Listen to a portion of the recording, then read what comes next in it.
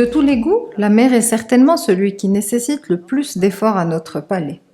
En effet, dans la nature, les plantes amères sont majoritairement toxiques. Une information inscrite dans nos gènes, mais qui ne nous a pourtant pas empêché de développer une forme de prédilection mature pour ce goût qui représente l'une des bases de notre cuisine populaire, notamment du fait de l'utilisation d'herbes sauvages ou de racines fortement caractérisées par celui-ci. Parmi les produits les plus caractérisés par des notes amères, une place d'honneur revient à la chicorée rouge. Ce légume d'hiver, répandu surtout dans le nord de l'Italie, est capable d'atteindre des niveaux d'amertume très intenses qui sont normalement atténués par l'utilisation de condiments acides, dont en premier lieu le vinaigre de vin.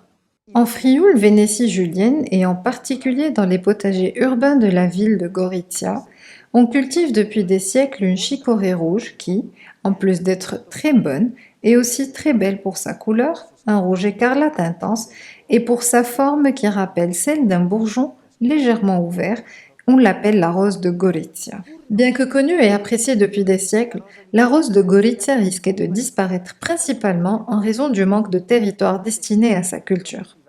Après la Seconde Guerre mondiale, en effet, le territoire de la ville a été divisé en deux entre l'Italie et la Slovénie, et la plupart des terres autrefois utilisées pour l'agriculture ont été réutilisées à d'autres fins, réduisant ainsi la portion de terre destinée à ce légume si important pour la tradition locale à un peu plus de 2 hectares. La méthode dont la rose de Gorizia a été cultivée est certainement intéressante.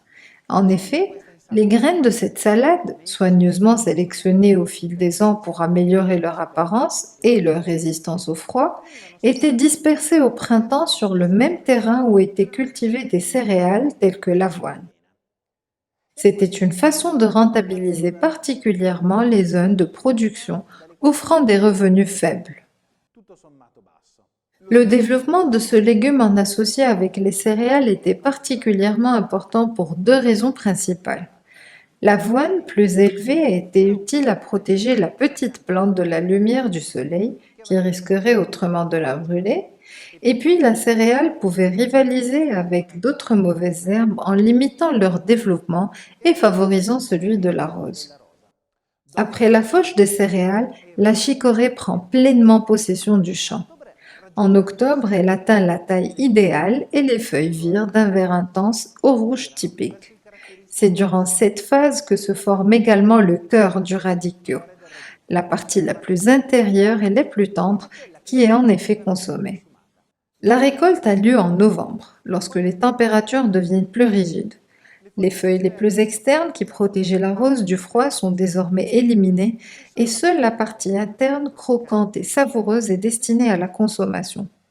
La façon la plus traditionnelle de consommer le radicchio est en une simple salade appelée l'idrich koulifritchis. Après avoir nettoyé la chicorée, mettez-la dans un bol et assaisonnez-la avec du sel, de l'huile d'olive extra vierge et du vinaigre de vin rouge. Battez légèrement du lard et grésillez-le dans une poêle et une fois croustillant, ajoutez-le à la salade.